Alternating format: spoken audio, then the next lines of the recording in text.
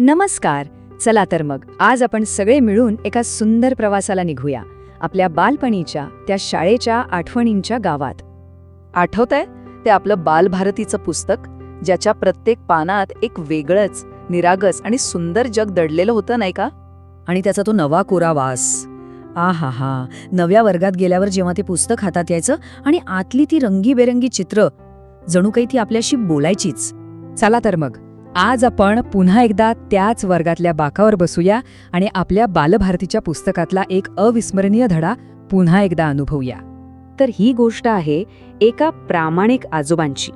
एका जंगलात एक गरीब लाकूड आजोबा राहत होते. रोज जंगलात जायचं, लाकडं तोडायची आणि ती विकून आपलं पोट भरायचं, असं त्यांचं काम. एके दिवशी काय झालं, ते लाकडं तोडत असताना त्यांची लोखंडी कुऱ्हाड हातातून निसटली आणि धडाकन जवळच्या तलावात पडली. आता काय करावं? बिचारे आजोबा काठावर बसून रडू लागले. तेवढ्यात त्या पाण्यातून एक देवदूत प्रकट झाला. त्याच्या हातात एक चकचकीत सोन्याची कुऱ्हाड होती. त्याने आजोबांना विचारलं, आजोबा, ही आहे का तुमची कुऱ्हाड? ते बघून आजोबांनी लगेच मान हलवली. ते म्हणाले, नाही रे बाबा, माझी कुऱ्हाड तर गरीबाची लोखंडाची होती. ही सोन्याची कुऱ्हाड माझी नाही. देवदूतांनी मग पुन्हा पाण्यात डुबकी मारली आणि ह्यावेळी एक चांदीची कुऱ्हाड बाहेर काढली. त्यावरही आजोबा तेच म्हणाले, नाही, ही सुद्धा माझी नाही. मग शेवटी देवदूताने त्यांची ती जुनी लोखंडी कुऱ्हाडच बाहेर काढली आणि ती पाहताच आजोबांचा चेहरा कसा उजळला. त्या आनंदाने म्हणाले, हो, हीच माझी कुऱ्हाड. आजोबांचा हा प्रामाणिकपणा पाहून देवदूताला खूप आनंद झाला. तो खूप प्रसन्न झाला आणि बक्षीस म्हणून त्याने काय केलं माहितीये? ती सोन्याची आणि चांदीची दोन्ही कुऱ्हाडी त्या आजोबांना देऊन टाकल्या. म्हणाला, हे तुमच्या प्रामाणिकपणाचं फळ आहे. आता आजोबा तर आनंदात घरी आले, पण ही सगळी गोष्ट जेव्हा त्यांच्या नातवाला कळली तेव्हा त्याच्या मनात लोभ जागा झाला. त्याच्या तोंडाला पाणी सुटलं. त्याला वाटलं, अरे वा, आपणही अशीच सोन्याची कुऱ्हाड मिळवली पाहिजे.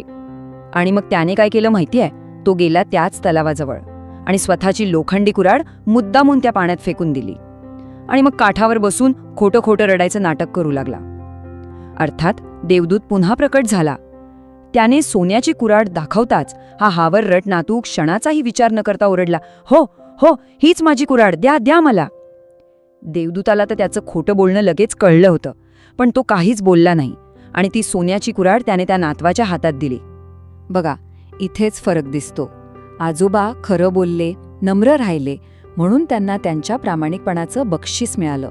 पण दुसरीकडे नातवाने खोटं बोलून लोभ केला आणि अशा लोभाची शिक्षा तर मिळणारच होती. त्या नातवाने तर ती सोन्याची कुऱ्हाड देवदूताच्या हातून जवळजवळ हिसकावूनच घेतली आणि घराकडे धूम ठोकली. पण त्याला कुठे माहीत होतं की जवळच्या झाडाआड 2 चोर लपून बसले होते. त्यांनी बरोबर त्याला अडवलं, त्याला बेधम मारलं आणि त्याच्या हातातली ती सोन्याची कुऱ्हाड हिसकावून घेतली. इतकंच नाही तर त्याला उचलून एका काटेरी झुडपात फेकून दिलं. सोन्याची कुऱ्हाड गेली. आणि फक्त सोन्याचीच नाही तर स्वतःची कामाची ती लोखंडी कुऱ्हाडही गेली होती. ती तर तलावात होती. आता लाकडं तोडायची कशी आणि पोट भरायचं कसं? तेव्हा त्याला आपली चूक कळली आणि मग तो खराखुरा ढसाढसा रडू लागला. हावरटपणा आणि खोटेपणा ह्याचा परिणाम काय होतो हे त्याला आता चांगलंच समजलं होतं. त्याला त्याच्या चुकीचा खूप पश्चाताप होत होता. तो मनातल्या मनात देवदूताची क्षमा मागू लागला. तो म्हणाला, देवा, माझी चूक झाली. मी लोभापायी खोटं बोललो, पण आता मला माझी चूक कळली आहे.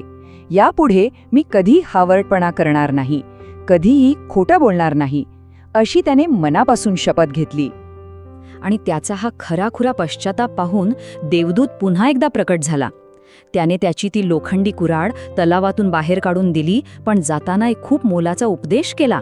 तो म्हणाला, हे बघ, या कुऱ्हाडीने फक्त वाळलेली लाकडं तोड, कधीही हिरवी ताजी झाडं तोडू नकोस.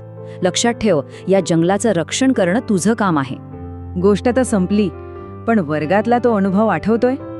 आठवतंय का? आपल्या बाई कशा गोष्टीतल्या प्रत्येक चित्रावर बोट ठेवून आपल्याला विचारायच्या, बघा मुलांनो, या चित्रात काय दिसतंय? आजोबा खरं बोलले म्हणून देवदूताने त्यांना काय दिलं? किंवा आणिकडे बघा, नातवानी खोटं बोलल्यावर त्याला चोर का भेटले? आणि त्यांच्या त्याच प्रश्नांमधून आपल्याला गोष्टीचा खरा अर्थ समजायचा. या साध्या सरळ गोष्टीतून बालपणी आपण जे शिकलो तो बोध आयुष्यभरासाठी आहे. तर मग ही गोष्ट आपल्याला काय शिकवते? सगळ्यात पहिलं, प्रामाणिकपणाला नेहमीच चांगलं फळ मिळतं, जसं आजोबांना मिळालं. दुसरं, लोभ आणि खोटेपणा आपल्याला नेहमी संकटातच टाकतो. तिसरं, जेव्हा आपली चूक कळते आणि आपण ती मनापासून मान्य करतो तेव्हा आपल्याला क्षमा नक्की मिळते. आणि हो, सगळ्यात महत्त्वाचं, आपल्या निसर्गाचं, या जंगलाचं रक्षण करणं हे आपलं कर्तव्य आहे. किती सोप्या शब्दात केवढा मोठा संदेश दिलाय, नाही का? मला खात्री आहे ही सुंदर आठवण ऐकून तुमच्याही मनात शाळेचे दिवस ताजे झाले असतील. मग वाट कसली बघताय? आपल्या त्या जुन्या शाळेतल्या मित्रमैत्रिणींसोबत ही आठवण नक्की शेअर करा. बघा, त्यांनाही कसं पुन्हा एकदा बालपणीच्या वर्गात बसल्यासारखं वाटेल. आणि हो, बालभारतीच्या अशाच अनेक सोनेरी आठवणी पुन्हा अनुभवण्यासाठी आपल्या बालभारती रिवाइंड या चॅनेलला सबस्क्राईब करायला विसरू नका. चला तर, पुन्हा भेटूया अशाच एका जुन्या आठवणीतल्या पानासोबत. धन्यवाद.